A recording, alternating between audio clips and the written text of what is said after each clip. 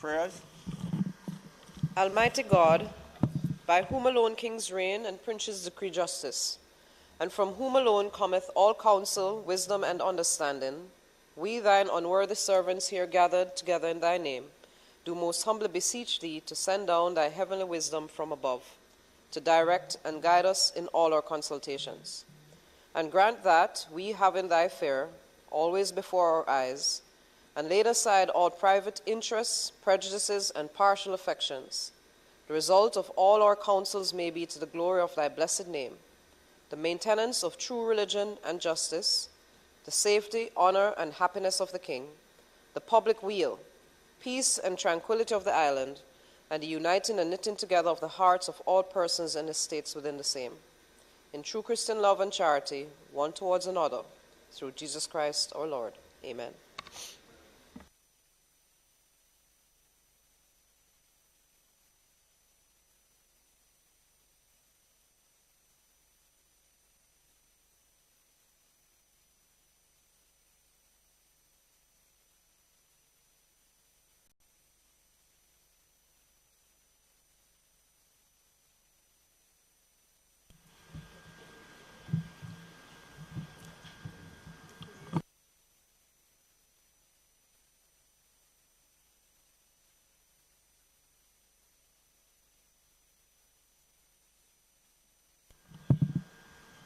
Good morning.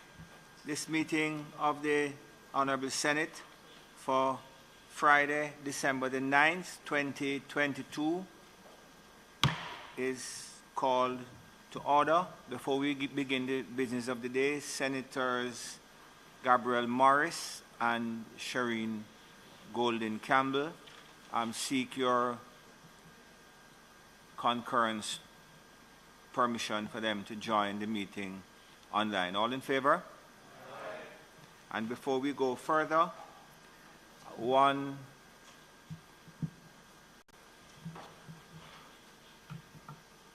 of our members have had recently much opportunity for celebration, as someone dear and near to them in the form of Elton Elumbe Motley was recently preferred by the nation of Barbados and conferred with that nation's highest honor, the freedom of Barbados.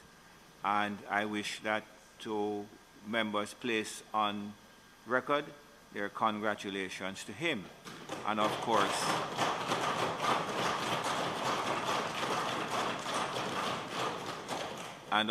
to our own Senator Donna Scott Motley. I'm trying to look at the legislation to see if she is now to be referred to as the most honorable Scott Motley. And if not, then certainly it ought to be that way.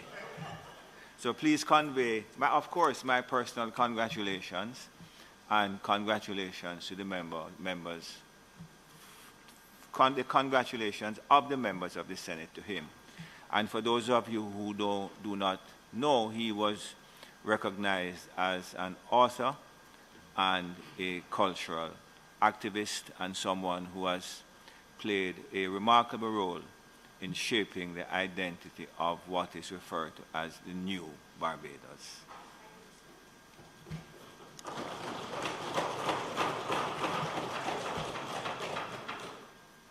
Announcements.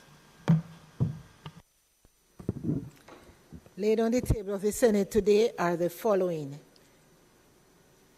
These circulated the second supplementary estimate for the year 2022-2023.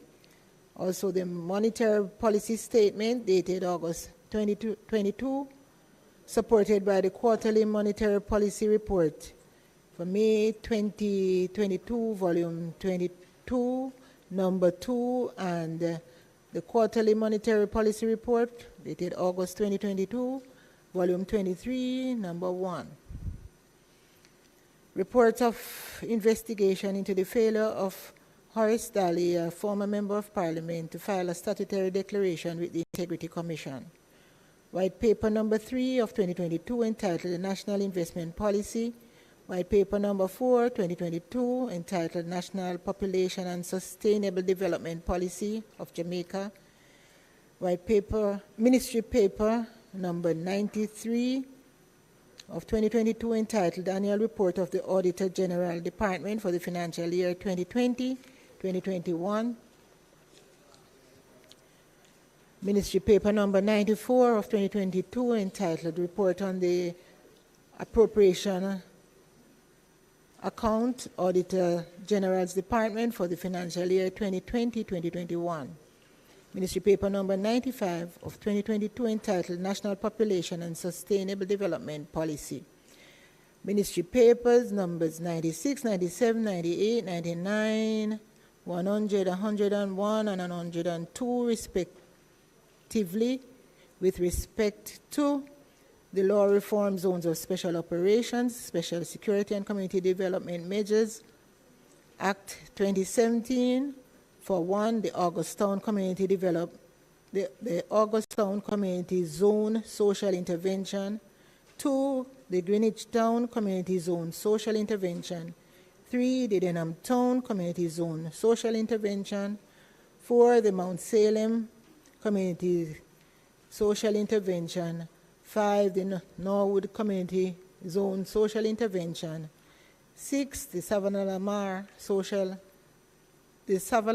Zone Social Intervention, and 7, the Parade Gardens Zone Social Intervention, respectively, and their respective orders and resolutions. Annual Report on Audited Financial Statement of the Port Authority of Jamaica for the financial year 2020-2021. The Independent Commission of Investigations report reflecting the periods January to March 2022, April to June 2022, and July to September 2022. The Jamaica Gazette Supplement, Proclamations, Rules and Regulations, Volume 145, numbers 297 and 298, dated Tuesday, December 6, 2022. The Emergency Powers Act, the Emergency Powers, Parish of St. Anne, Clarendon, and St. James, and specified areas in the parishes of Kingston and St. Andrew, Regulations 2022 under the Emergency Powers Act, and the Emergency Powers Parishes of St. James, Westmoreland, and Nonova, number 2, Regulations 2022 under the Emergency Powers Act. Thank you, Madam Clerk. Bills brought from the Honorable House of Representatives, petitions, papers, reports from the football match,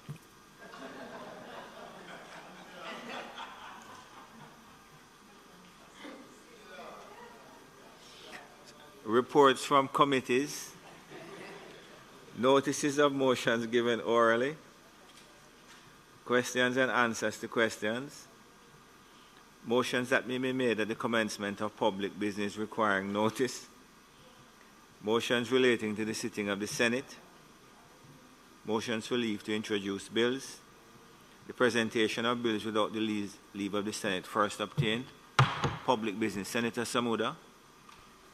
Thank you, Mr. President, and assuming permission from a seat not usually my own. Yes, go ahead, please, Mr. Samuda. Today is expected to be a short sitting but consequential one, as we expect to have contributions from Senator Gayle to the State of the Nation debate and have the debate actually closed by Senator Campbell Rodriques, Mr. President. The State of the Nation debate can't resume today. Those Yes, in sir. favor? Against? So I call now on Senator Gayle, who of course is the recent recipient of the United States Embassy Stakeholders Appreciation and Recognition Award.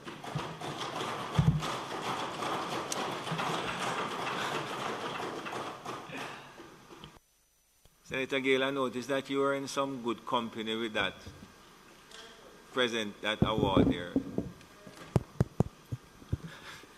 Thank you, Mr. President. You know, that is what social media does. It demonstrates your business. Mr. President,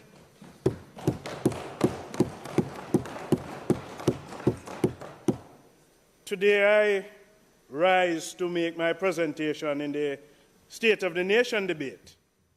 And I want to commend the other speakers for their contributions thus far. The theme of my presentation is caring for labor through partnership. Mr. President, in offering this presentation, I must say thanks to the Honourable Prime Minister, Mr. Andrew Holness, for the confidence that he has reposed in me in requesting that I continue to serve in this Honourable Senate. Mr. President, the work of a trade unionist is by no means an easy task. It can be challenging, it can be grueling, and when you merge that role with the Senate, it creates an enhanced expectation in terms of delivery.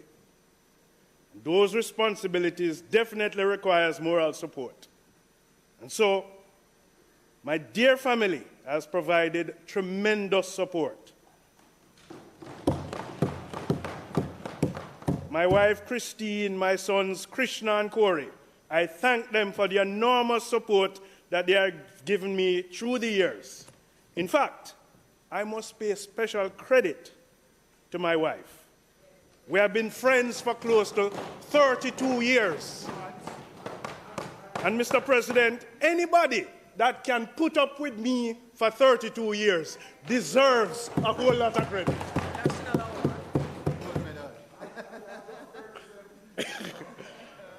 In addition, the family that I spend my Fridays with, my Senate colleagues, I also want to thank you for the support that you continue to keep me grounded. And I thank you for that. The team I lead at the BITU for the past 15 years have been my rock and anchor. They have been there as my aid, my backing, and my encouragement. Very important support for leadership. Mr. President, the staff of this Parliament has made life working here very easy, and they must be commended. Mr. President, I want to acknowledge the effective leadership of the Most Honourable Prime Minister and his team for the expert guidance through the passage of the pandemic and for this continued commitment and demonstration in rebuilding Jamaica. Mr. President, many countries and their populations are still struggling. We are experiencing growth in the economy, and we have surpassed our expectation in job creations. There is much to be thankful for. President, I want to pay special recognition to a group of people. We see them every day at the bus stops, in taxis, in their own vehicles. We interface with them in the production of goods and services. Some we see, some we hear. Whether they are physical at their workstation or operate virtually in their delivery of service, there are approximately 1.3 million of them that continues to sustain and move this great country to ensure growth. I pay special recognition to the workers of Jamaica. There is, however, a specific group in the case of this presentation that I wish to single out, and that is the public sector workers. That group of workers that have been the wheel of government, often providing exceptional services. For a public sector employee, there is some sense of pride and responsibility for carrying out tasks that contribute to the development of this country. These employees get to take on the charge to indirectly and directly create or enact positivity and change in the lives of the people of Jamaica by the services they offer. I pay a special tribute to our public sector workers.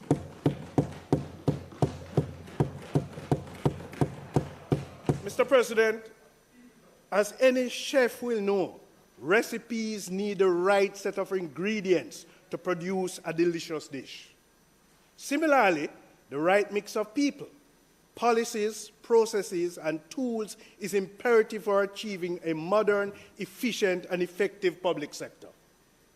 The government of Jamaica has been pursuing that mix for some time to transform the public sector. An important element in the most recent attempt in public sector transformation is the introduction of the new public sector compensation system, a journey that began in December 2018 and will ensure that public sector workers are competitively compensated and incentivized to deliver excellent service. The commitment and assurance is that no one will be worse off financially as a result of this new compensation system. Mr. President, it has been well received by the public sector workers in both central and local government. The next phase of the exercise that treats with public bodies is eagerly anticipated. I want to commend the government's commitment to this cause. And I want to get it right now, Senator Fraser-Baines. Minister Nigel Clark, the Transformation Unit team of the Ministry of Finance. The journey of transformation, however, could not have reached this stage without the support and work of the trade unions in partnership, and they must also be recognized and commended. Mr. President, we have managed to sign off on this partnership. Well, the others are encouraged to do so. Why? This government, Mr. President, don't just make promises. There's proof of the outcome, and the results speaks for itself.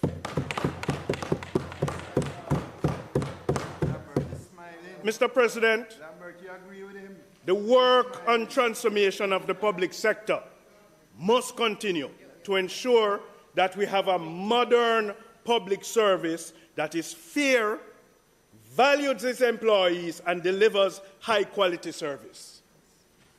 We must continue to transform the inefficiencies in all public operations. We must continue to make transactions costs more reasonable and reduce long waiting times in the provisions of service. We must continue to invest in ICT to drive performance. And we must remove the excessive bureaucratic processes in the public sector. Mr. President, we must also continue to seek, as best as possible, to attract, retain, and train the skill sets required to meet the mandate of an efficient and effective public sector. President, I want to move to an issue that I consider to be of national interest. That is partnership. Traditionally, some countries, when confronted with economic and social challenges, use the opportunity to implement innovative solutions to address their problems. The forging of social partnership as a specific governance model is one such innovative solution. Jamaica has also sought to use social partnership as a tool to address some of its critical national issues, and we have had such a social partnership agreement for many years now. The partners of the National Partnership Council includes the government, the parliamentary opposition, private sector, trade unions, and civil society, which includes the church, youth, women's, and human rights and environmental group representative. The underlying value of the National Partnership Council is to engage in respectful, constructive, and sustained dialogue on issues of national importance. Mr. President, social dialogue is key. It gets us to work together to treat with national issues. And it's something, Mr. President, that we must continue to pursue as a country. There was a signing of a new partnership agreement recently. The new partnership agreement is guided by underlining principles of the adherence to just the rule of law, the respect of human rights and civil liberties of all Jamaicans, accountability, informed leadership, demonstrating unimpeachable integrity, a critical focus of national society. It speaks to the protection of natural and environment and improvement of public health. And last week, we listened to Senator Matthew Samuda speaking about the national environment.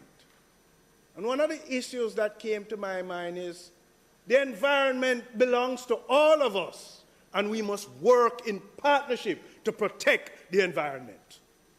Mr. President, the partnership guiding principles also speak to economic growth, established on foundations of inclusiveness, equity, and sustainability.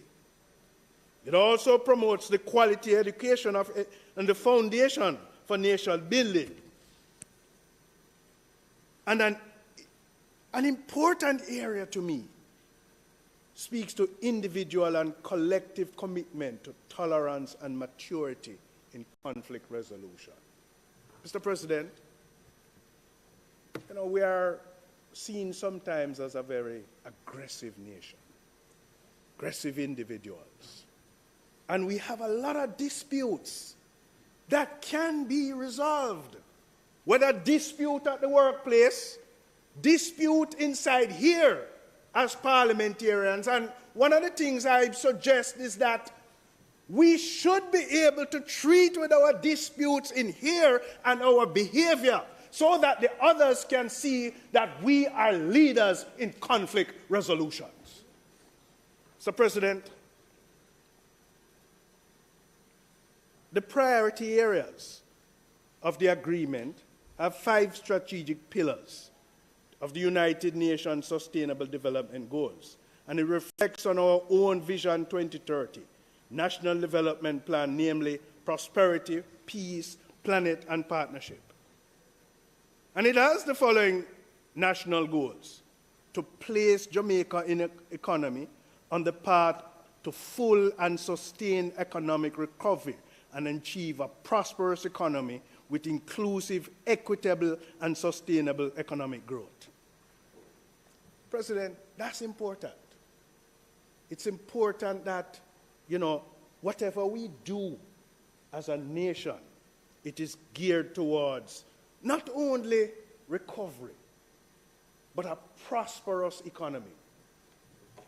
Mr. President, there's alarming news of a Privy Council outcome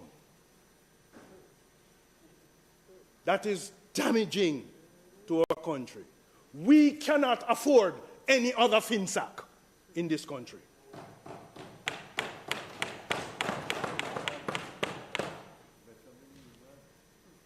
Another grounded goal is to ensure the people are empowered to realize their fullest potential. It also speaks to implement initiatives to protect and restore our environment and natural resources, especially those that reduce climate vulnerabilities. And it promotes to have a national ethos of dialogue, collaboration, which will involve operating in alignment with government policies and national initiatives, as well as interpersonal ministerial cooperation. The Honorable Prime Minister, Mr. President, is very committed to this partnership. And he promotes the highest level of consultation and dialogue towards achieving our national goals. Social dialogue and consultation is very important, and we must have that as part of our DNA if we are going to pursue issues of national interest. And so, social partnership is important, and we must continue to pursue social partnership. Mr. President, another important area that I want to treat with is productivity. Something that, as a country, we don't speak about much. Our nation, like many others, is faced with challenges that are the aftermath of the recent global events and have rocked our economy. Our society, the way we think, and even our behavior. As prices rise, supply chains continue to be fragile, and confidence regarding our future seems uncertain. Recovery and sustainable growth are necessary for our present and future development. Mr. President, to secure the future of our nation, we must focus on productivity. Focusing on improving productivity is an opportunity that is ripe with possibilities.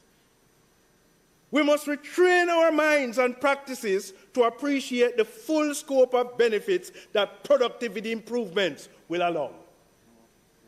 The benefits of productivity include increased profits and real wages, reduction in waste, increased standard of living, enhanced worker well-being, economic growth, and strengthened organizations, as well as organization processes. Mr. President, there are many real opportunities that exist for our nation to benefit from investments in terms of productivity. In 2019, the World Economic Forum Global Competitiveness Report ranked Jamaica as 33rd out of 141 countries in business dynamism. This meant that there were only 32 countries that perform better than us as it relates to the administrative requirements to do business and the entrepreneurial culture. However, we need to make investments to boost innovation. The same report ranked Jamaica 83rd in terms of innovation capability. This score is related to our low levels of research and development and a relative weakness in growing innovative companies and embracing disruptive ideas. I am pleased to see this, Mr. President. I am very pleased to see this. A national investment policy. More recently, the Global Innovation Index 2022 indicated that we have the highest ranked Caribbean country as it relates to innovation. The same report notes that we are performing relatively well, given that we are a middle-income country. Overall, Jamaica was ranked 76th in innovation, once labeled against as an innovation achiever. Compared to other middle-income countries, we stood out for our creative outputs and institutions. Notwithstanding, there is still room to improve the level of our innovation through education, research and development, ICT access, optimizing the use of energy, finance available for startups, diversifying our exports, quality standardization certificates, higher value exports, mobile app development, export of creative services, and supporting knowledge creation.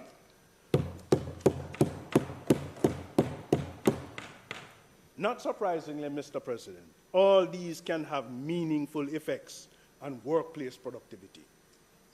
Estimates by the Jamaica Productivity Center, Mr. President, indicate that for the January to March 2022, output per worker rose by 1% relative to that period. This is a glimmer of hope, as from 2001 and 2019, the country registered average declines in labor productivity. However, this 1% is not enough to close the gap.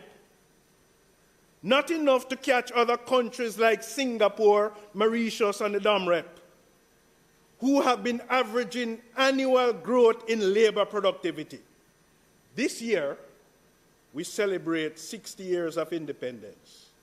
60 years ago, we had similar experiences to the 3 countries mentioned, but today they have breezed past us in terms of productivity. Mr. President, prevailing conditions could serve to compound the productivity problem. For years, scores of graduates have been completing formal training in low-demand areas. Skilled workers have been leaving in droves, and common leadership practices have been rather ineffective. To make matters worse, efforts at improving national productivity have been consistently thwarted by complicated regulations and a lack of infrastructural support.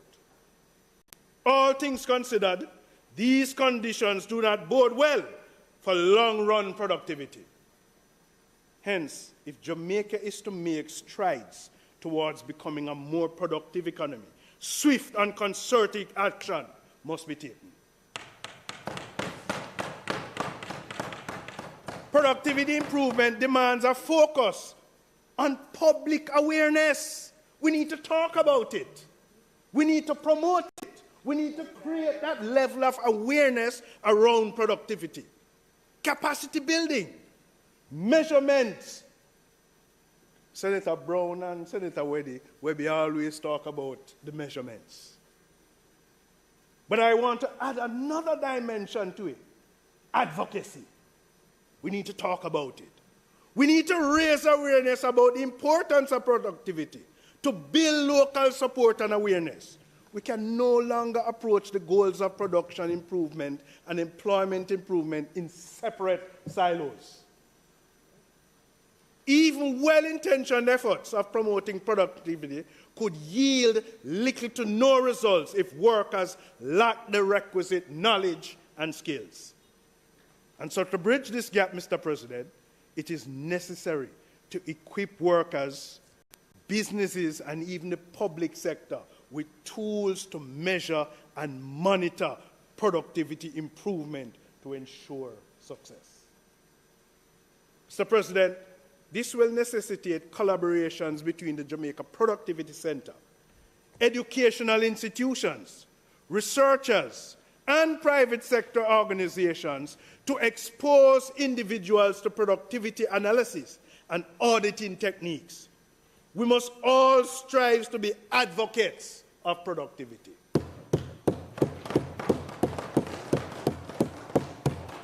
Additionally, we need more measurement.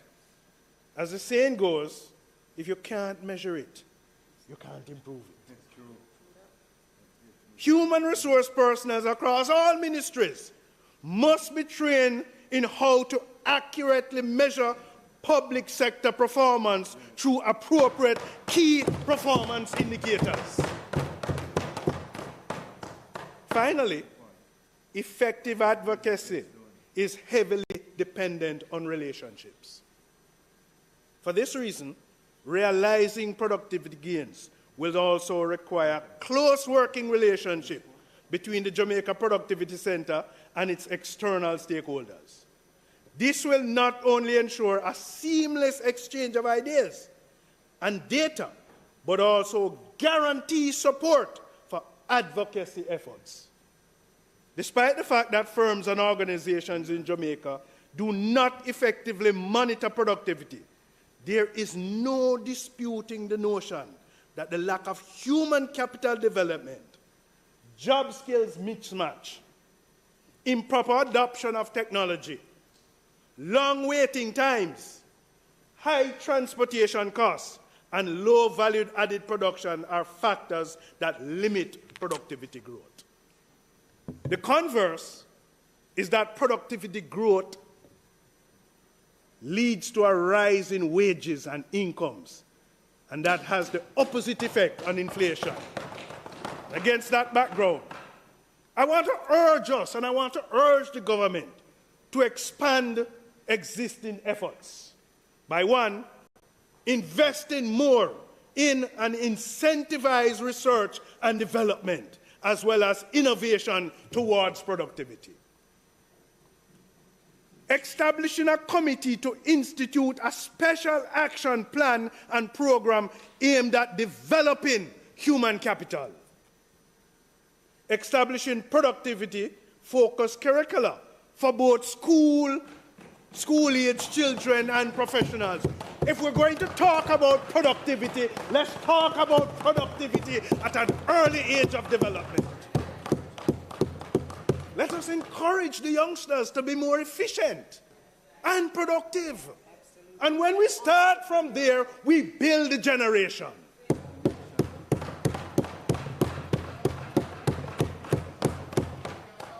Mr. President, we must also support positive behavioral changes towards a productivity-centric culture and mindset. And this is how the Jamaica Productivity Center can work with stakeholders in promoting the advocacy and the awareness around productivity. Now, the successful implementation of these recommendations will depend on the resources at our disposal. In this respect, a designated productivity fund would be particularly useful for financing ongoing and future productivity-centered initiatives. With these funds set aside, the JPC and relevant stakeholders could readily capitalize on opportunities as they arise. Overall, it is clear that productivity is indeed everyone's business. Therefore, let us put on a united front to tackling the productivity issue. Mr. President, you know, let me a piece of paper. You know, I thought about how we can pursue productivity. And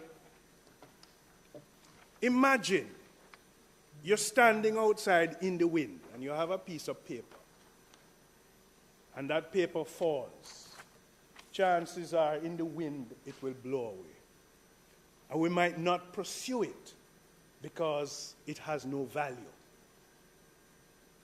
But if you have a $5,000 note and you stand in the wind and it falls, you could have lent me a $5,000 note.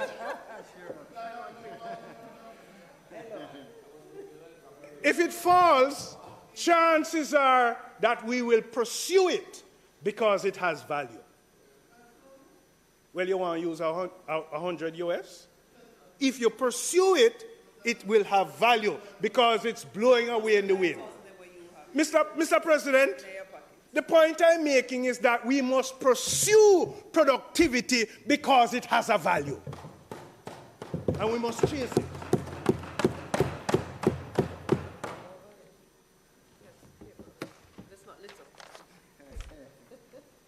I want to pause to serve notice, Mr. President, that it's my intention to put a motion before this Senate to further action this matter.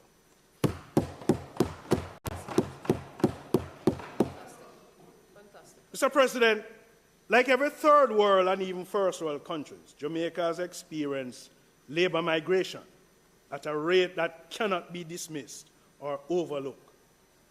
And this calls for greater continuous training of our workforce.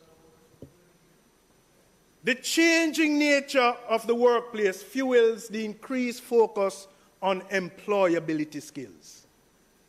The work environment has been growingly impacted by the rapid changes in technology and the automation of jobs. Technical skills are constantly changing. Consequently, employees will need to respond to these changes by reskilling and upskilling. Employers must also recognize that employees are better able to respond to these changes. Speaker's time has expired. Time having expired, I wish to ask that his time be extended to allow him to complete his presentation. And is that the speaker's time be extended sufficiently for him to complete his presentation? Those in favor? Aye. Those against? The ayes have it. Thank you, colleagues. You know, I haven't spoken a long time in this, for some time now. No. I am taking my time.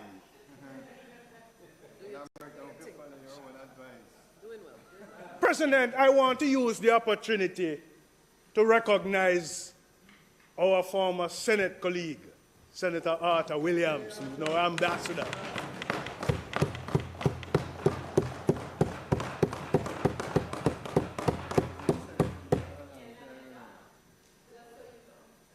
I hear you. Mr. President, employers must also recognize that employees are better able to respond to these changes if they are equipped with core employability skills to remain in their jobs or to seek new jobs.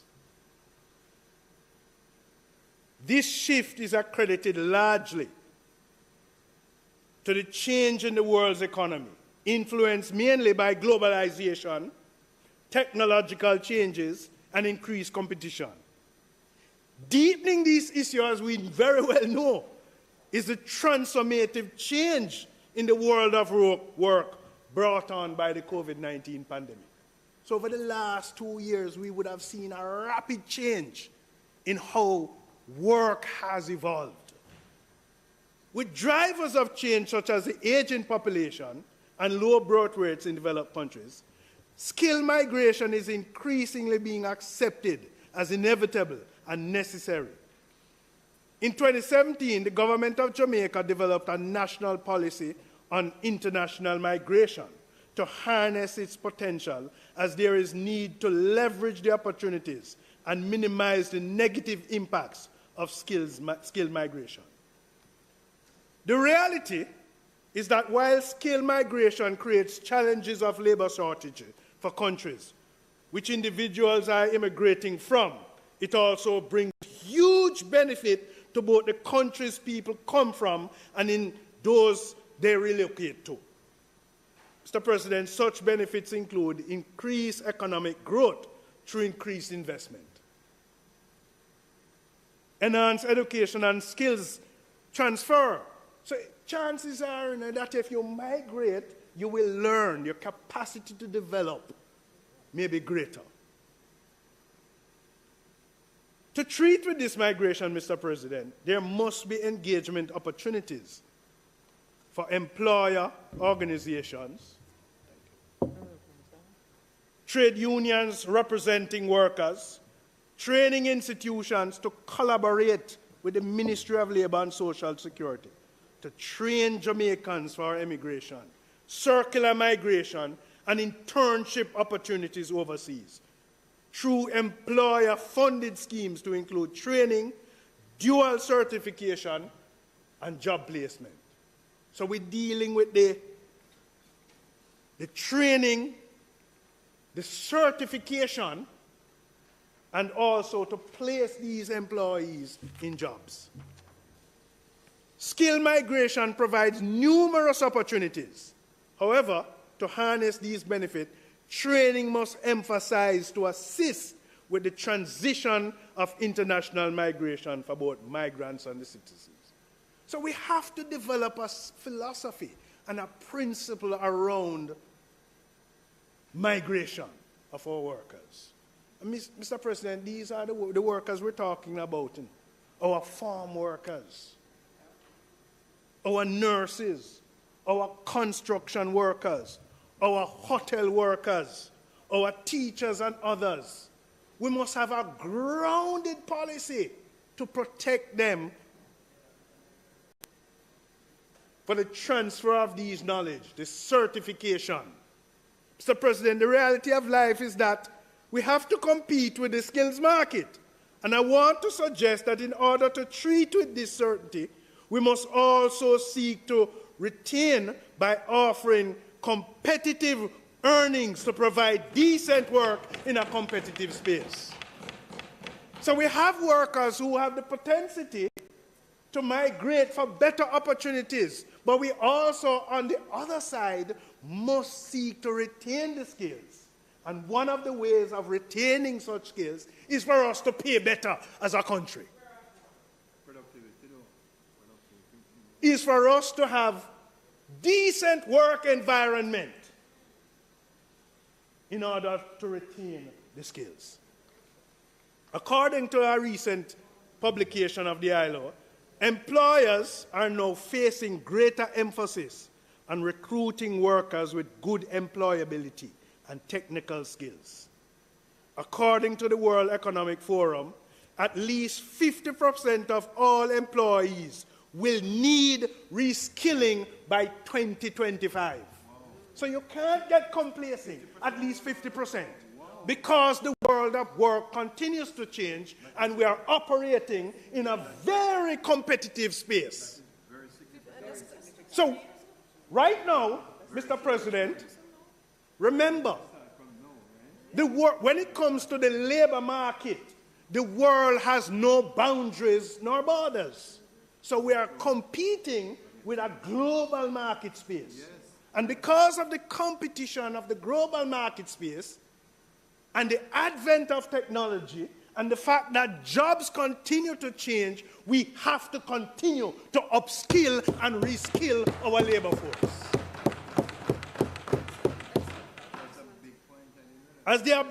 And this is because of the adoption of technology. As we speak today, the world of work is changing. This is as critical as operating in a volatile labor market that is highly subjected to technological innovations, demographic shifts, environmental, and even climate change.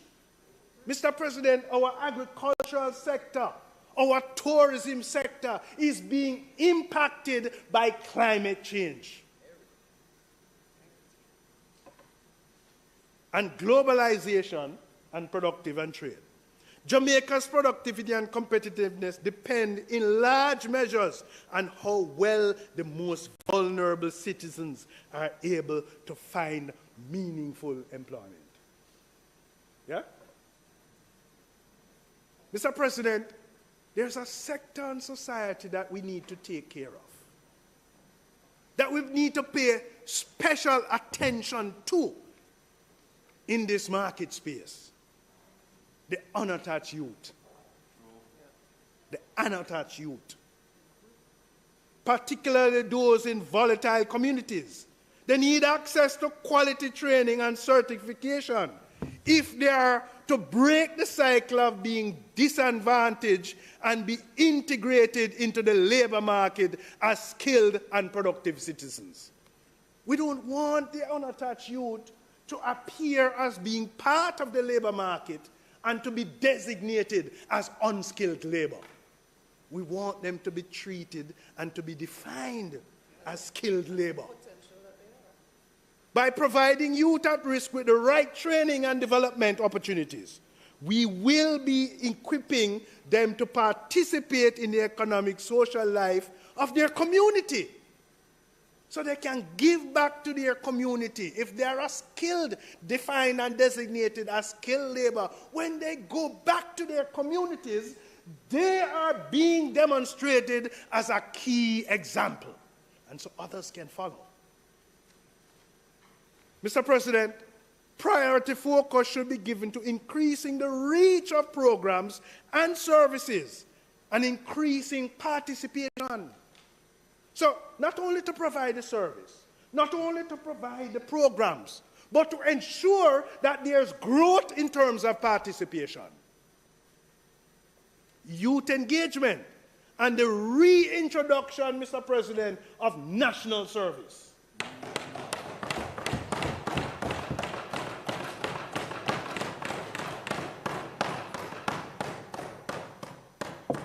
To this end, Mr. President, we must continue to increase opportunities for youth at risk to access and to participate in products and services such as being offered by the Heart Trust, NSTA Trust.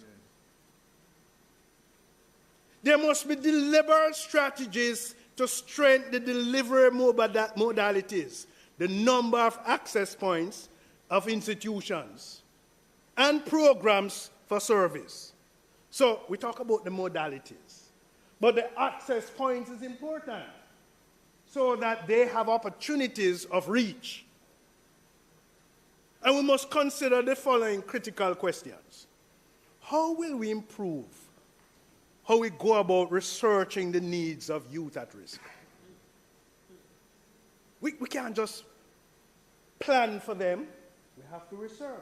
We have to determine what they want, to include them to reach the target.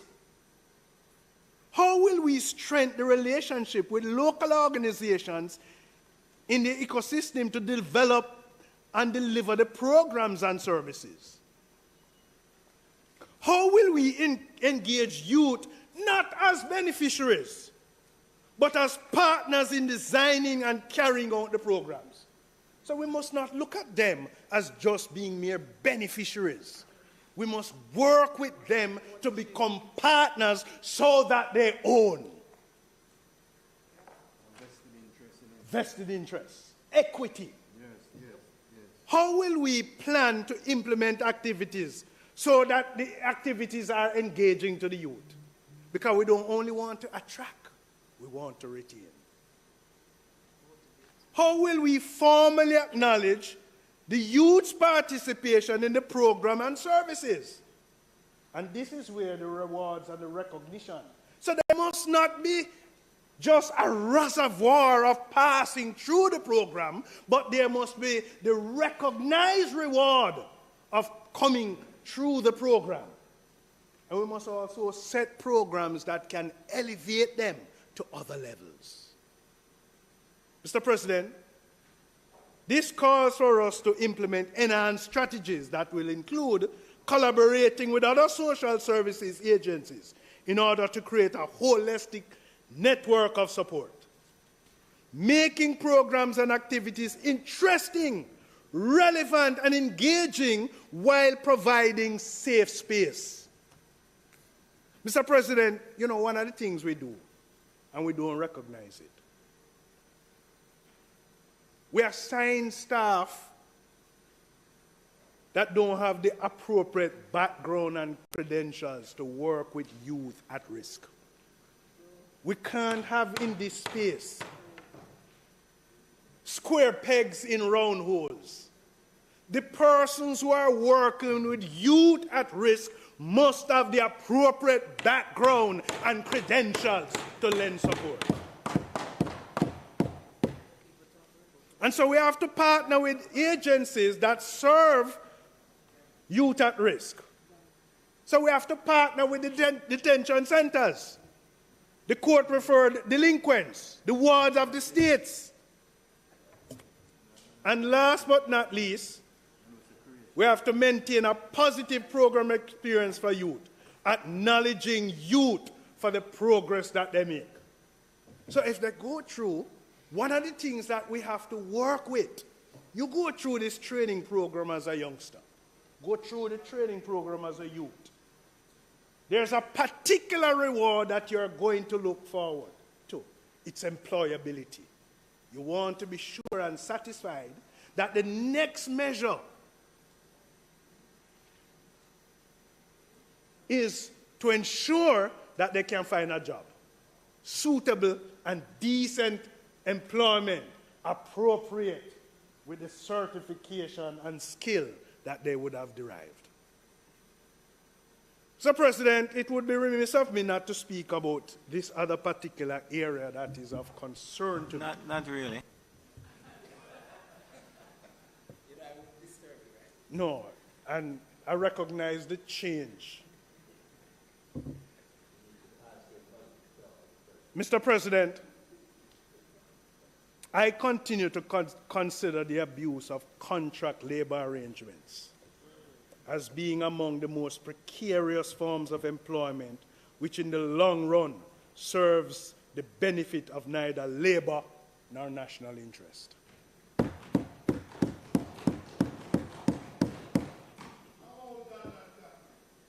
It is without question that the abuse of fixed-term contract arrangements forms one of the most widely existing threats to decent employment in Jamaica today. It should not be lost on us that companies are shirking their legal obligations to workers by replacing permanent jobs with contract and temporary employment of a precarious nature. And the abuse of contract arrangement has a deep impact on individuals and societies. It deprives people the stability required to take long-term decisions and plan their lives. Mr. President, when you have these situations, when you have, it started out with 2-year contracts, and it reduces to 1 year. We have seen situations where it has been reduced to 6 months and 3 months. Mr. President, I want to say this to you. There's an agency of the state that was brought to my attention that for today will be defined as an authority that has employees that are considered unskilled, that today, Friday, when they go for their pay, they sign another contract of a weekly arrangement. A weekly arrangement. So every day that they collect pay, they are signing a contract of a weekly arrangement. Mr. President, any HR practitioner that demonstrates that type of activity is horrible. Is that legal? Is it legal? I am not going to call the name today. No, I'm not going to call the name today, because investigations are being done. But that is horrible, Mr. President. Absolutely. That is abusive. That's abusive. The normalization of precarious work is already showing its deeply damaging impacts on society at large. In general, it leaves workers and communities in unstable and insecure situations. Even those who were once voluntary choose flexible employment to find cause for regret. Mr. President, a review in the hotel industry in Jamaica shows a difference in work organization and working hours between temporary agency workers and fixed-term contracts, vis-a-vis a full-time employee, leaving non-full-time employees even more vulnerable to other forms of precarious work arrangements. So if they have these short-term contracts, chances are they're going to look for other types of contracts to satisfy their needs. The precarious nature of employment relationship itself can cause precarious workers to experience poor emotional and mental health, because as job insecurity increases, the social benefits decrease. So workers face increasing pressure to accept jobs that put their health and safety at risk. And so the cycle continues. The precarious nature of employment in these contracts also leave workers excluded from social benefits such as health, pension, NIS, NHD benefits, which can lead to social exclusion. Mr. President, note should have been taken of a policy position expressed in the first MOU between the government of Jamaica and the JCTU, representing public sector workers, where it said, I quote, "The partners agree to support the principle of filling jobs with employees rather than contractors." Further note has been taken of the heads of agreement established between the GOJ and the JCTU representing public sector workers, spanning from 2017 to 2021, where the previous position was repeated, and the partners further agreed that the matter will be escalated to the level of the cabinet to clear directives to be issued, I would hasten the government to make good on its commitment, even as we conclude matters related to the new public sector compensation system. If it's going to start with treating with the precarious nature of employment, let's start within the public sector.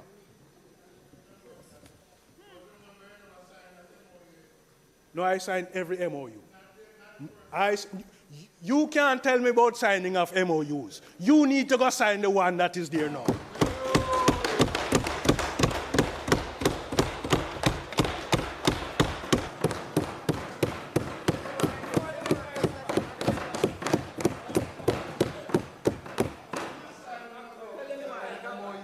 Mr. President. You know, colloquially, that's called poking the bear. I don't advise it.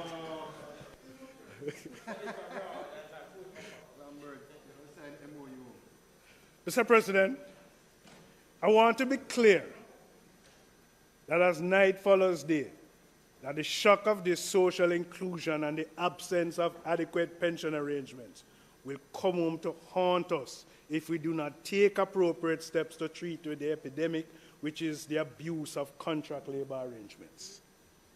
Outside of that warning, Mr. President, studies have shown that despite being employed, these workers and their families experience a lack of opportunity, and poverty can extend from one generation to the next, and these vulnerable workers are more likely to have a greater risk of injury, illness, and stress. Barriers of accessing health care, greater difficulty with family relationships and connections to the community due to working more than one job, and little time and money for education or training. I want to suggest that this, among other considerations, was the basis for the amendments in the Antigua and Barbuda Labor Code, which was enacted on May 2nd, 2019. And this amendment, the following critical definitions were inserted. It defined contract worker, which means a person who is employed on a fixed-term contract. It defined fixed-term contract, which means an employment contract in which an employer recruits an employee for a limited period of time to perform a specific task. In the protection of the workers, the amendment to the Antigua Barbuda Labor Code went on further, defined as Clause 2 of Section C74A under the heading Contract Workers. A fixed-term contract shall not be issued to an employee for a position which is permanent in nature or which is covered by a collective bargaining agreement. Yet another critical area of amendment is to be found in Clause 5 of the said Section C74A, which states, a contract worker, and this is an important one now, President, a contract worker shall be deemed to be full-time employee if that worker's fixed-term contract fixed-term contract is A, has been renewed by the employer on more or two or more occasions after the initial issuance, and B, the total contractual period of which the worker has been employed amounts in aggregate to 1 year or more. Mr. President, this provides for a level of security to these employees. And so when we review legislations in this Parliament, we adopt from the Commonwealth. Mr. President, whatever is good for the goose is good for the gander. And so if we adopt, we must adopt in the protection of the working class.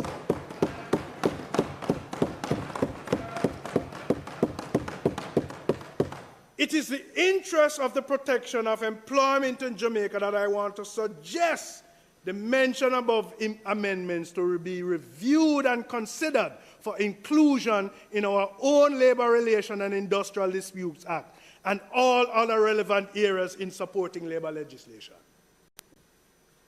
Mr. President, it would be unreasonable for me to close without addressing a current matter which involves our private security guards and the industry to which they are employed. The dilemma, as some may think of it, others think of it as being positive, emanates from a declaration made by the Honorable Justice Batts in the Marksman versus NHT matter, finding security guards as being, in fact, employees and not independent contractors, has been placed since 1985 or thereabout. Something that we have in the trade union has been saying, that they are not independent contractors, they are in fact employees. Sorry, Senator Gayle. I know you won't take umbrage of the fact that I asked you just to yield for 1 minute so that we can acknowledge former Senator Arthur Williams, High Commissioner to Trinidad, who is passing through, but he had occasion. But I'd invited him to stay for lunch, but he has to leave. So we just wish you Godspeed and all the best for the Christmas.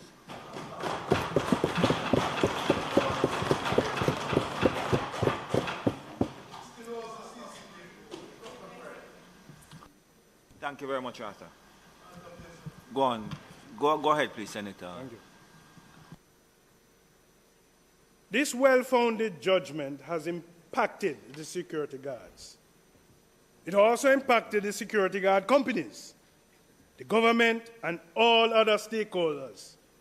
And there has not been sufficient planning for the associated changes, which means that the guards are now entitled to have statutory deductions made on their behalf, question of regular overtime application, and all benefits enjoyed by employees, including sick leave, vacation, maternity leave, as well as any other allowance and provisions that may be available.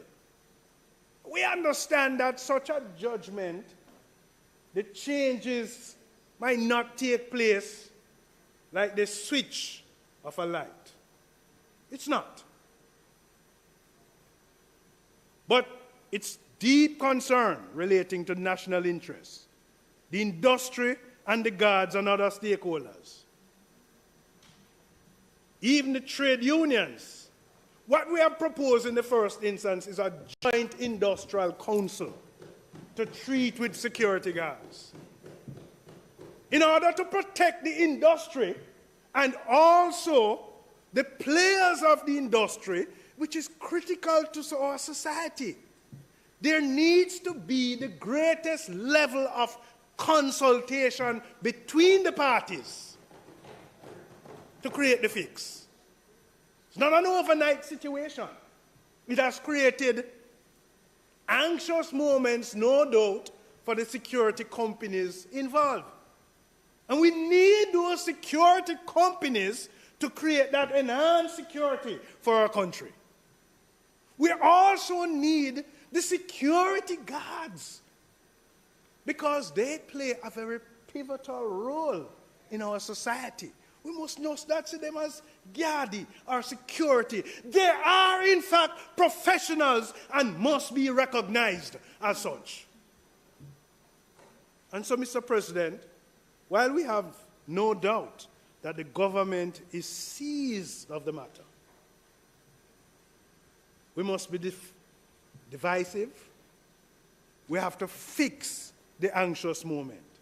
And we hope and anticipate that within reasonable time, there can be consensus on these matters in order to protect the industry and the well-being of the security guards who are anxiously looking forward to its conclusion so that they can benefit for what they have been deprived of for decades. So, Mr. President, in closing, it is always my responsibility to use this platform to speak on matters related to labor. Today, I would have spoken about the public sector workers and the new compensation system. I would have spoken about the partnership. I would have spoken about productivity. I would have spoken about education and training of our labor force. I would have spoken about the abuse of contract labor arrangement and matters concerning our industrial security guards. President, these are matters that really, in my mind, prevail in the state of the nation. They are matters that concern our labor market. And being a resilient nation, these matters can be addressed in a positive way if we work together in partnership.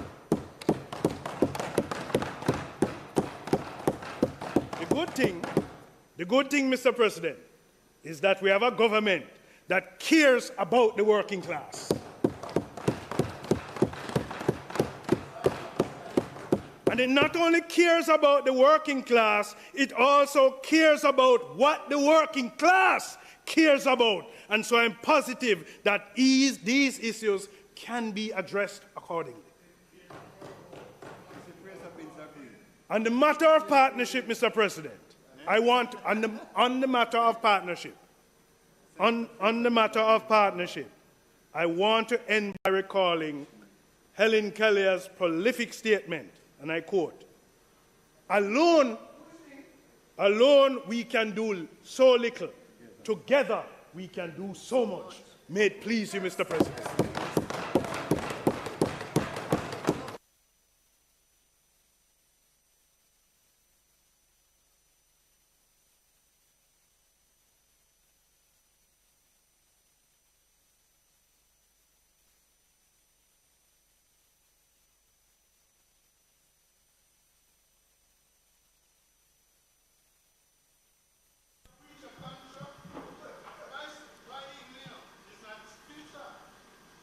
Thank you very much, President General Senator Gayle.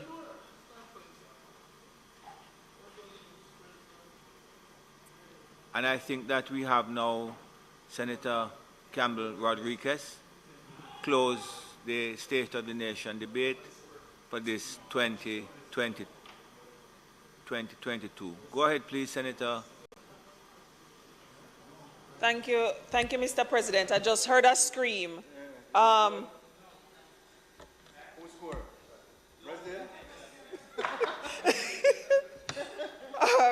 Mr. President, I rise to close the State of the Nation debates for 2022.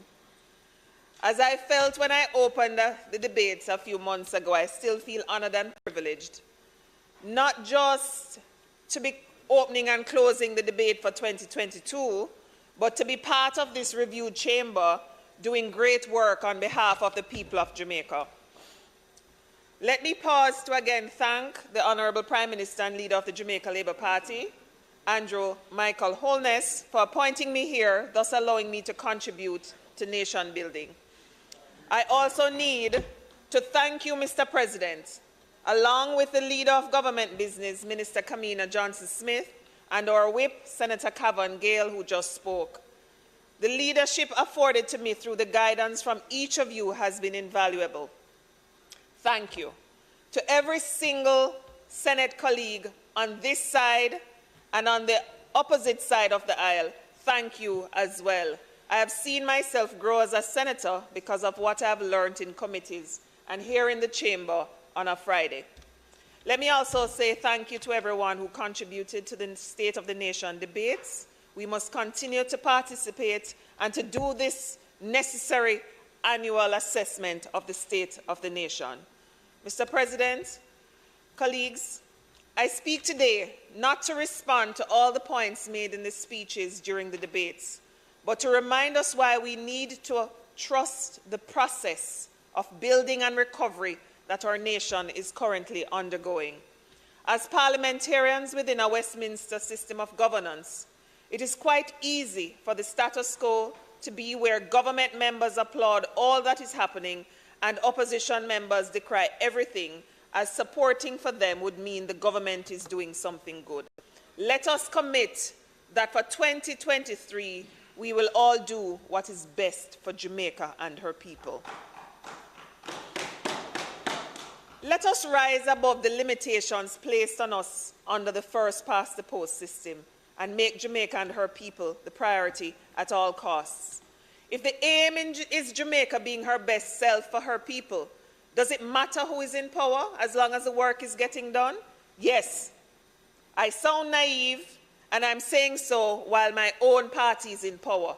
But alas, when is it that we must as politicians acknowledge that Jamaica is more than our individual party in power? When is the right time to stop playing loose and dangerous with facts and instead call a spade and a rake a rake?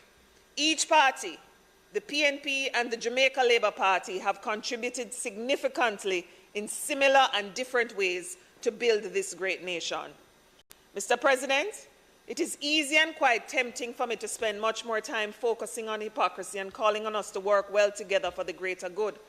But on reflection, I realize that what Jamaicans want is not easy. Our people want hard work, representation that is proactive, and an understanding of the now into the future.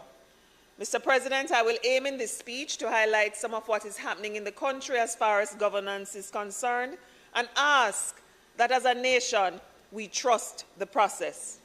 Why do I say this? Because getting our beautiful island on the right path is a process. It will not happen overnight, as it needs money and it needs to be sustainable. The Jamaica Labour Party has been in power since 2016. That is a fact. There is no going around that fact. What is also a fact is the certainty that an inordinate amount has been accomplished in constituencies across this country as well as at the national level. Today, as I discuss the state of the nation, I will remind us of some of that work. If I were to remind of all, we would not leave when it is dark. We would leave when it is dark, and that is not the intention. The Jamaica Labour Party government has spent money unlike any other in the history of this country. There's no going around that fact either. Money has been spent on security to equip the police force with manpower, with better working conditions, with improved training, and with a chance to be trusted and acknowledged for the amazing work they do.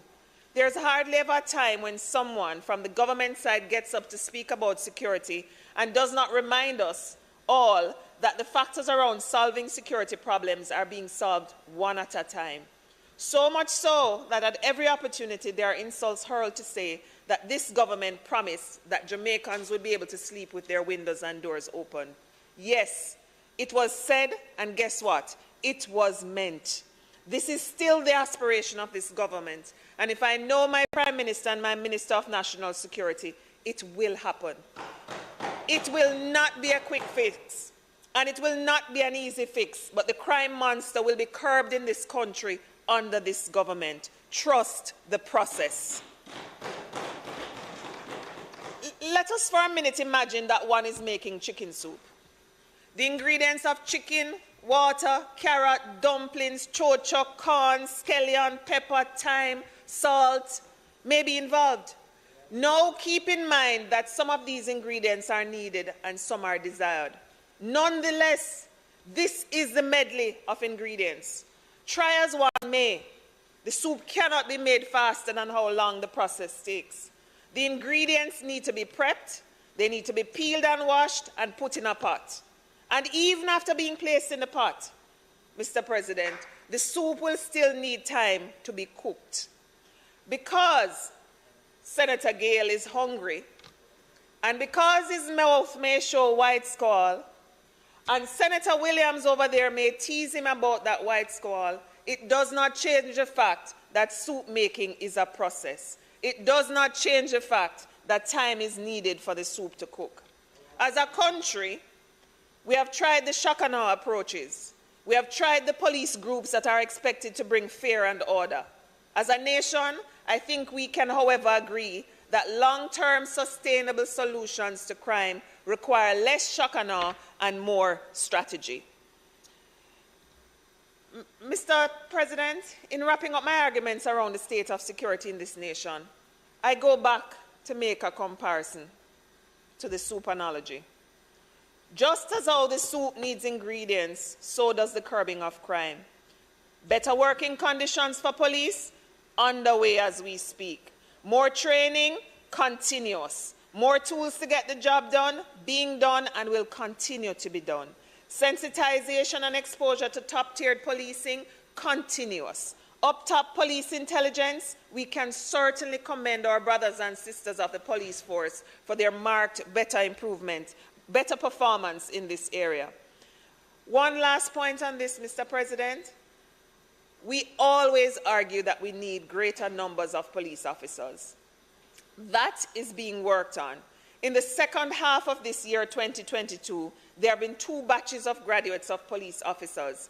Each batch had a graduating class of over 300 persons. Since the start of 2022, over 1,200 individuals have graduated into the Jamaica Constabulary Force. With these numbers, in spite of the COVID interruptions and in keeping in mind the rate of approximately 360 officers leaving the force per year, it can be seen that soon the Jamaica Constabulary Force will meet the numbers as set out in the establishment. The work is being done to get us to the place where what we need our police force to do, they can.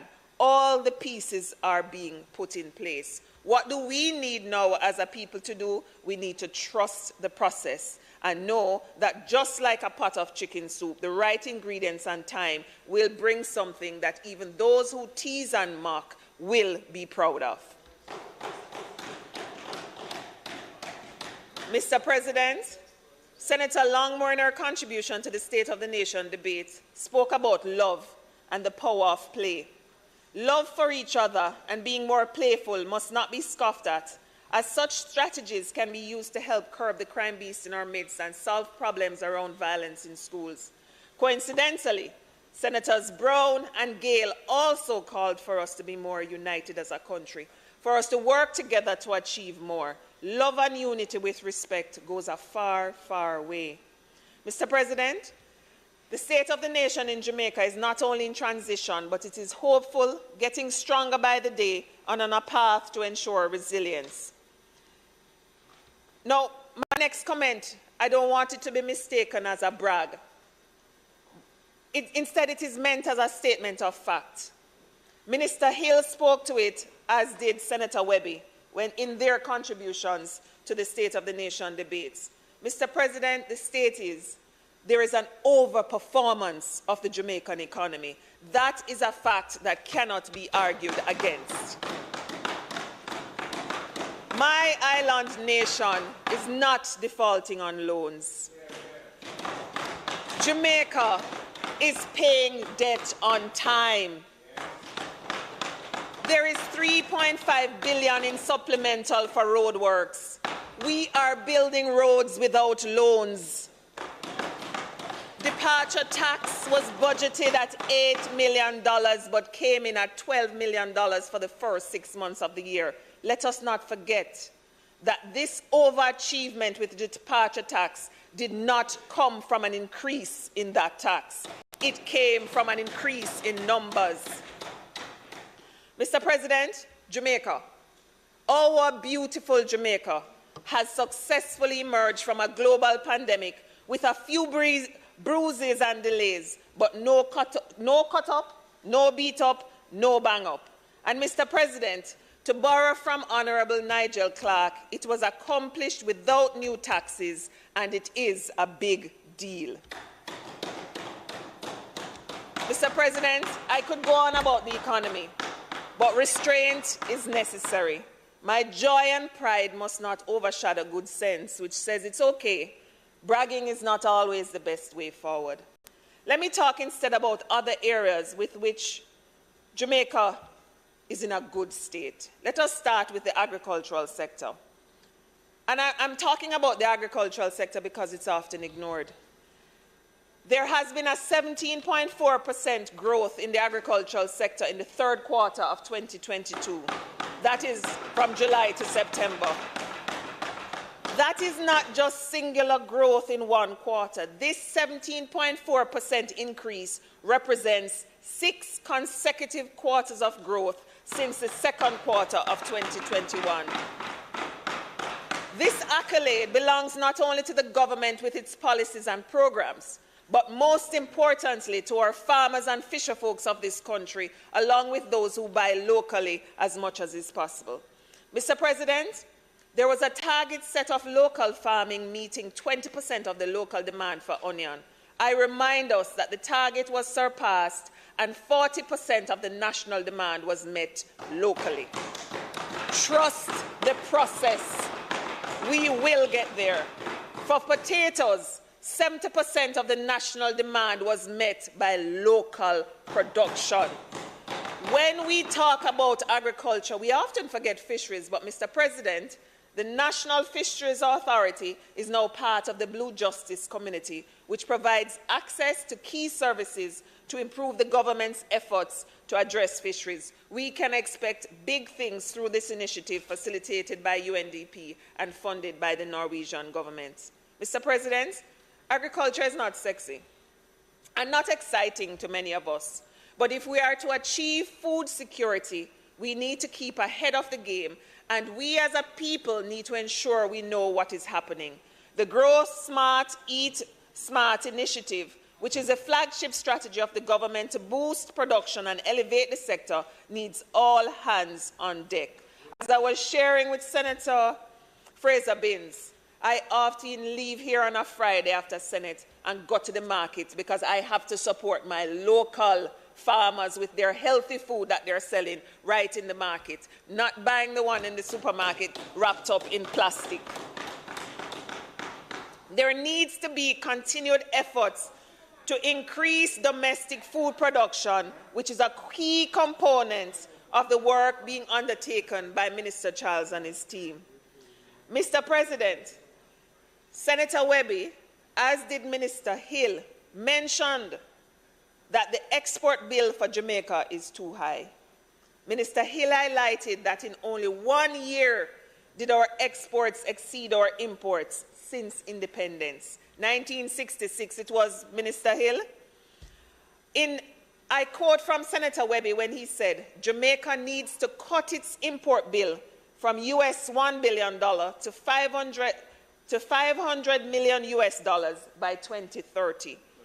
He further suggested that what is needed is more import substitution. Mr. President, he is correct. Let us do what needs to be done to make this happen. Mr. President, I know I mentioned before that we're building roads without loans. I think I need to expand a little bit on that to show how this government is working to build infrastructure across the nation. The South Coastal Highway Improvement Project is a big deal. It includes work on the eastern coast of the island in St. Thomas with major roadworks which began in January 2017 and are now slated to end in March 2025. There is a Maypen to Williamsfield Road, which is a little over 80% completed. In July of this year, work began on the Morant Bay Urban Centre. In Portmore, plans are afoot to make Portmore the 15th parish. As a former councillor in Portmore, I could not have been prouder to sit on the Joint Select Committee to review the concept of Portmore being a parish. With a new status will come the Portmore Resilient Park. In Montego Bay, there is the perimeter road starting from Ironshore to Bogue and from Montego Bay down to Montpellier. These are all actions being undertaken to reignite our nation for greatness. Mr. President, in his contributions to these debates, Senator Sinclair, who we know have a bias towards the western end of this island, along with Senator Allen, spoke to the work that is taking place to improve the life of Jamaicans in those parishes. But I take the time to repeat something that Senator Sinclair spoke about, the issue of housing. As a nation of primarily black people, Housing means more to us than simply shelter. It is a pride of place issue tied to our ancestry of slavery. Within that vein, Mr. President, it begs mentioning that the Honorable Prime Minister Andrew Holness has committed to 70,000 housing solutions in 5 years. That is important as it matters to Jamaicans when they see that construction in the country is not just about big hotels and highways. It is also seeing themselves and people who look like them getting a house which is properly constructed every Friday. The social housing project through our Prime Minister's office provides dignity and hope. There is a reason he's called the builder. There is a reason our Prime Minister and leader of the Jamaica Labour Party was recently given the distinction of being conferred the 2022 David Richardson Jr. International Nation Builders Award by the National Black Caucus of State Legislators. Some of us may not know of this award with the way we know of others, so let me remind us of a few previous recipients. Former U.S. Presidents Barack Obama and Bill Clinton, Vice President of the USA and a woman of Jamaican heritage, Kamala Harris, and President of Ghana, Nana Akufo-Addo. Not bad company at all. This award shows us that on the international stage, Jamaica and her Prime Minister are held in high regard. Mr. President, our Minister with responsibility for water, climate change and the environment, Senator Matthew Samuda, spoke in his presentation to the fact that water is an essential commodity to human life. He further stated, and I quote, "This administration understands that the availability of water has an impact on the entire society, affecting all sectors, including health, security, agriculture, industry, among other things." Mr. President, I am most happy and proud to see that the NWC has installed and plan to install more solar panel systems, which will improve the work they do and in turn provide better service to customers. The Minister also reminded us about the Turn on the Pipe Thursdays. This is where water systems in underserved communities are turned on. Mr. President, the Minister also highlighted, and I think it's important to note, that work on the environment and relating to climate change is also taking place. Not only is there greater education, but Jamaica's presence on the world stage puts us directly in line to benefit from global measures to support climate change and the environment issues. Jamaica has also advanced a holistic national disaster risk financing strategy. Mr. President, in relation to the environmental program of work, I was heartened to hear the progress being made in legislative reform. The announcements from the Minister that the NRCA and the Wildlife Protection Act will be amended to deal with serial polluters appropriately, but beyond that, these amendments will allow us to finally ratify the SPAW protocol. Mr. President, it is also important for me to acknowledge the suggestion by Senator Fraser Binns, where she suggested that a modern system to deliberately act quickly on environmental issues be established. The Senator noted that some environmental cases have been languishing in the courts for years without being resolved. The idea of a tribunal to handle such matters is a reasonable call and one which I would support.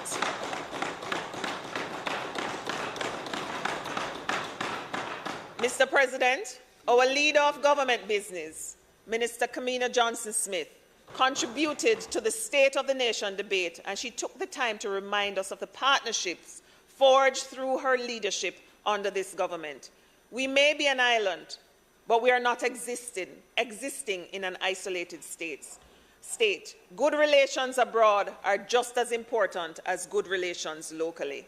On the world stage, our country is regarded not just for our music or musicians and for our athletic prowess and amazing food.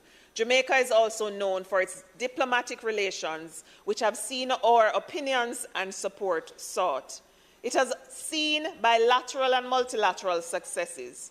Our diaspora movement is one of the best in the world in terms of its organization and structure. Jamaicans at home and abroad love this country. And wherever one travels, there's usually a Jamaican and a proud one to boot. Keeping those relations alive and thriving and cementing ways of trade and exchanges is just some of what the minister reminded us of during her presentation. On the world stage, Jamaica is thriving. Jamaica is in a good state, but Mr. President, there is always more that can be done, and there is more that is being tended to that has not yet been revealed. An elephant in many rooms is the state of litter and debris across this country. Mr. President, as the average person would say on the street, the place dirty. Plastic bottles, garbage, etc. are around in the open. There is no denying that more needs to be done to keep Jamaica clean and beautiful. With the arrival of the 50 new garbage trucks, we now have approximately 110 plus garbage trucks in the system, with another 50 on order for delivery in the near future.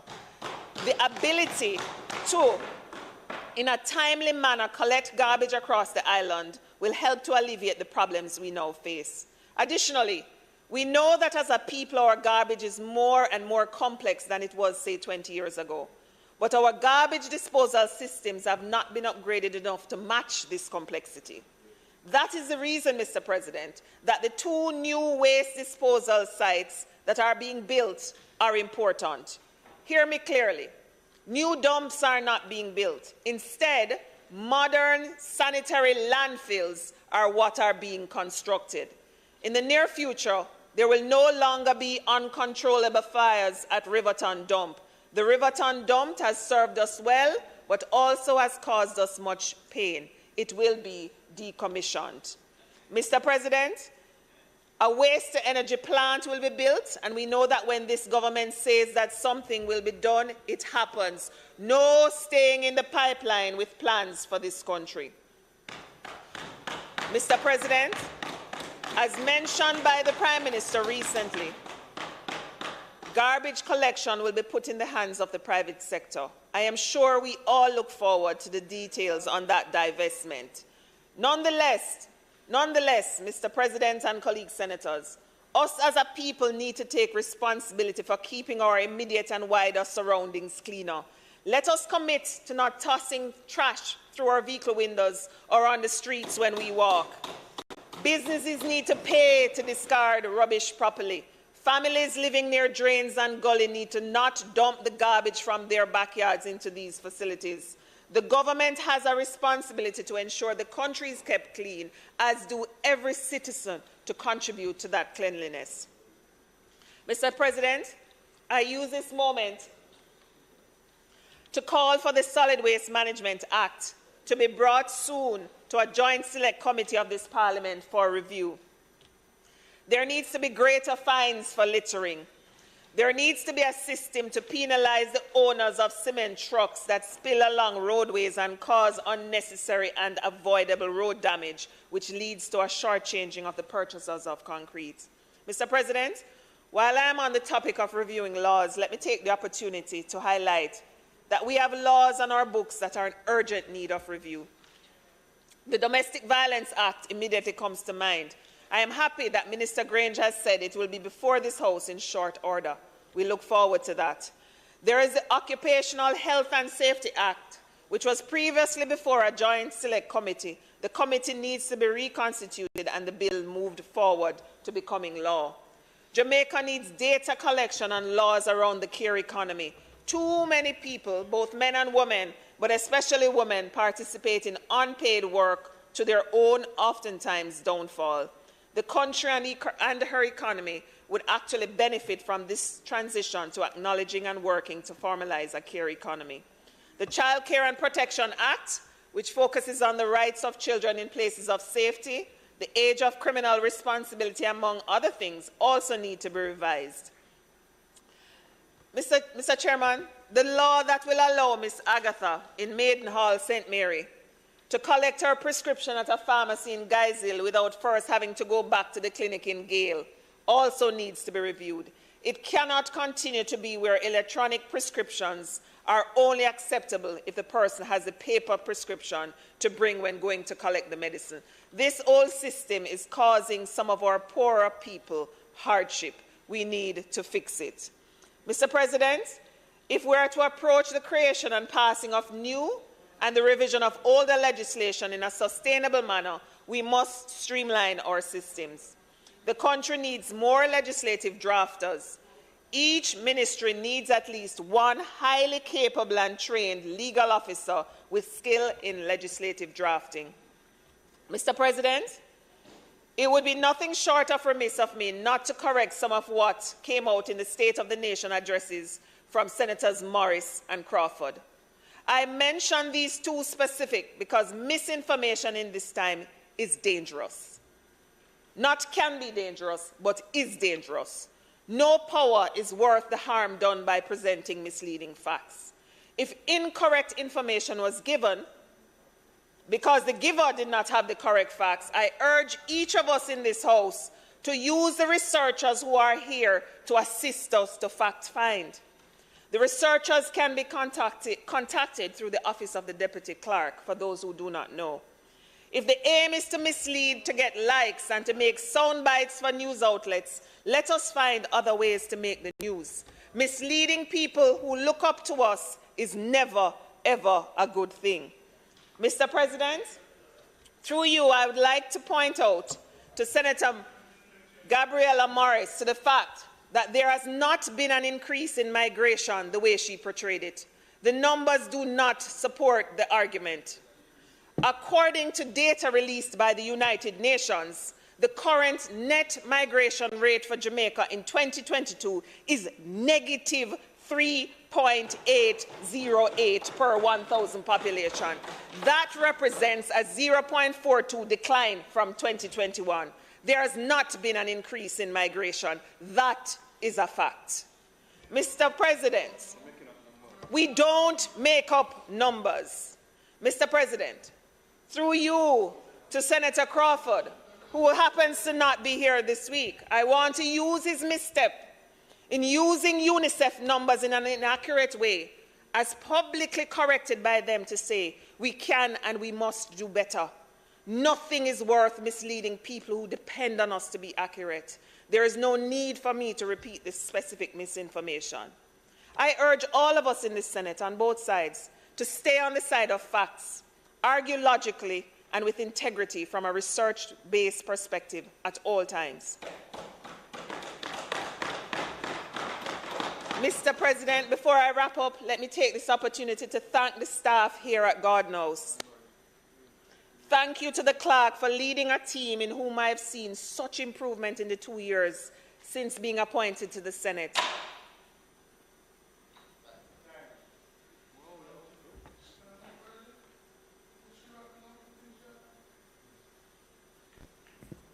Mr. President, I would like to ask that the Speaker's time be extended to allow her to complete her presentation. Question is that the Speaker's time be extended to allow her to conclude her presentations. Those in favour? Those against? The ayes have it. Thank you, Mr. President. I'll just repeat that. Thank you to the clerk for leading a team in whom I have seen improvement in the 2 years of being appointed to the Senate. I especially now love the fact that we can get help with our research, so no excuses from any of us for misleading. Mr. President, I urge all Jamaicans to trust the process that is currently being undertaken to move Jamaica forward. As my grandmother used to say, nothing good happens quickly. Mr. President, let us be honest with all Jamaicans and let them know that the two countries we seem to admire so much, Rwanda and Singapore, did not become what they are overnight. It took time, it took resources, it took planning, it took long-term thinking, and it took a trust in the process. Mr. President, let us trust the process as we move Jamaica forward. Mr. President, I now ask that the motion be approved.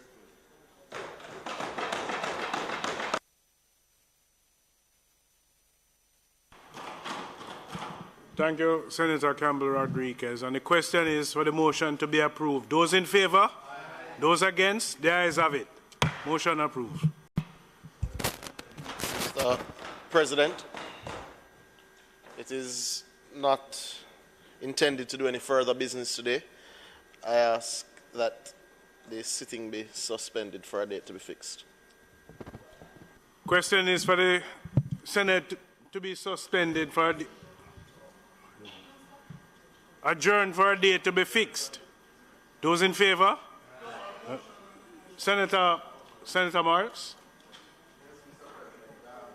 I think there's an understanding that there should be a motion on the adjournment on Disability Awareness Week, Senator Samhuda. And I rise, Mr.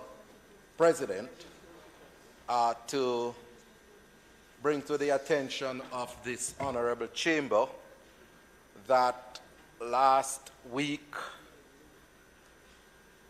we observed internationally and locally Disability Awareness Week, which culminated in activities on the 3rd of December, which was last week, Saturday. And the theme for International Disability Awareness Day this year is titled Transformative Solutions for Inclusive Development, the Role of Innovation in Fueling an Accessible World. Mr. President, the theme is appropriately fitting and fittingly appropriate in light of the global environment and also local environment as it relates to persons with disabilities. Because it is a fact that for persons with disabilities to be meaningfully included in society, greater innovation and modern assistive technologies have to play a pivotal role. And it is against that backdrop that the theme was selected for this year. And it has been marked by a number of activities led by the Jamaica Council for Persons with Disabilities. And in fact, activities have spilled over to this week, where the Ministry of Education will be hosting a number of seminars as it relates to disability awareness.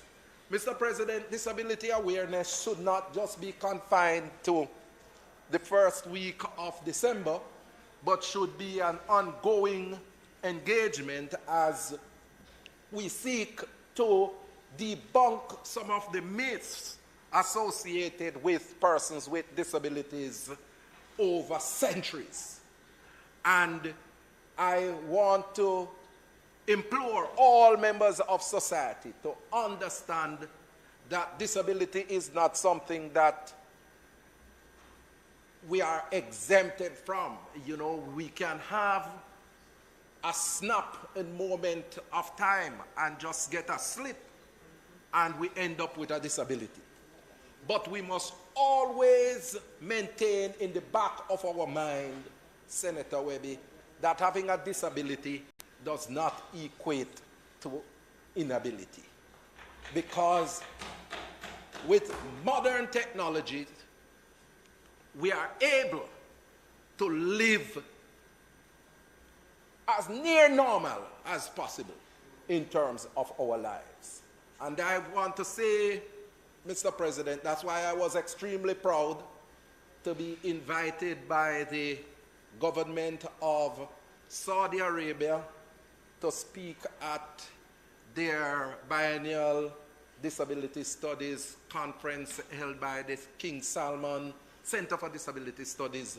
Just week I came back 3 o'clock this morning from Saudi Arabia. But I tell you, Mr. President, among other things, in my presentation, I made a global call for a global technology fund to make more assistive technology available to persons with disabilities in developing countries. Because the research is showing that developing countries, up to 85% of persons with disabilities in developing countries have access to one form of modern assistive technology. Whereas in developing countries, it is between 3 to 10%. There is a significant gap between the developing countries and developed countries. And that is something that developing countries must pay attention to, because the latest data released by World Health Organization on the population of persons with disabilities just last Friday is showing that 16% of the world's population have some form of disability, 1.35 billion, or just over 1 billion living in developing countries. And so you can understand the reason why persons with disabilities in developing countries are struggling for inclusion and struggling where poverty is concerned because of the lack of available modern assistive technology to facilitate that inclusion in society. And we will continue to push for that, Mr. President. And I crave members of the Jamaican society, I crave members of the Jamaican government to make sure that we pay attention to this.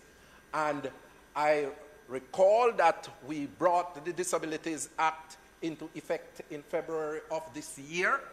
And I want to commend Minister Samuda for that. But I also want to urge him to light some fire under the tail of those who are charged with the responsibility to implement the legislation, to run with it. It is a tool that is designed to empower persons with disabilities, and the persons with disabilities on the ground are saying they are yet to start feeling the effect. Whilst I appreciate that the changes are not going to be immediate, but we need to start seeing and feeling some action as a consequence. I wish for every person with disability in Jamaica all the best in terms of their future endeavors as we continue to fight for inclusion and participation of persons with disabilities in the broader Jamaican society. May it please you, Mr. President. Thank you. Thank you very much, Senator Morris. And I also wish to just thank you very much for the book that you presented to me this morning, Cultural Inclusion, The Case of Persons with Disabilities in Jamaica, by Dr. Floyd Morris. I am going to have the opportunity to peruse it this weekend, but I thank you very much. I noticed that just from a cursory glance that it has a number of testaments, if you will, of stakeholders in the table of contents. Stakeholders in the sense that you are dealing with a number of case studies, I should have said, not stakeholders, case studies. Very interesting to me is you make mention of Don Drummond and a number of other persons who have disabilities who have made tremendous contributions to the cultural development of this country. I take it, I notice most of them are in the field of culture. No doubt one of these days you will pen a book that speaks to those persons with disabilities who have made contributions to business and to the intellectual development of the country. So once again, I find myself having to congratulate you and to recognize you for the work you have done in this field, a space that you have really carved out a tremendous era in. And congratulations again, and I do hope that persons who have the capacity to do so get your hands on the book and continue to support Dr. Floyd Morris's intellectual journey. Thank you very much, Senator Morris. Senator Longmore.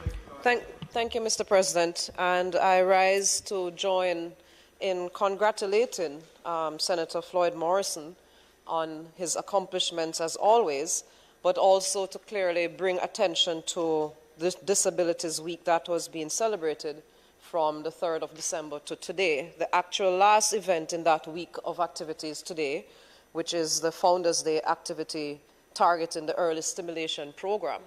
And I want to just bring our attention to the fact that this year in Jamaica, in addition to the international theme that is being recognized, our local Jamaica Council for Persons with Disabilities decided to also emphasize our local focus on embracing the Disabilities Act towards inclusion. As you all remember, we brought the Disabilities Act into our laws in February of this year, and we particularly celebrate that. Again, another effort heralded by Senator Floyd Morrison. And I particularly would love to bring attention to the aspect of that act that recognizes and enables mental illnesses and mental disorders as being recognized now as a disability that can be supported by the Ministry of Labor and Social Security. I take this opportunity to encourage, as we all know, persons usually with physical impairments or physical disabilities, because I always say that you're not disabled, you're otherwise enabled. They tend to be the ones who are focused in the registration for the benefits that can be had through the Ministry of Labor and Social Security. However, with this act being in place, that submission has now been expanded, and the actual form for registration of persons with disabilities has been expanded to include psychological issues and psychiatric disorders. And so I take this opportunity to encourage our persons who might be affected with psychological and psychiatric illnesses to seek this support. It is there, and a lot of persons don't know this. And again, I underscore our support for Senator Morris. I especially recognize your efforts on the international scale in terms of support for technology in our developing world. It is very needed, and it would be very significant in advancing the capabilities of our people. I thank you, Mr. President. Thank you very much, Senator Longmore. Senator Samuda. It is once again not intended for any further business. It's not intended for any further business to be conducted today, President. We ask that the Senate be adjourned for a date to be fixed.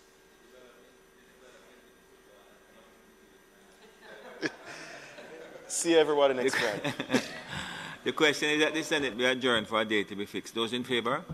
Against? This Honorable Senate now stands adjourned for a date to be fixed. Thank you.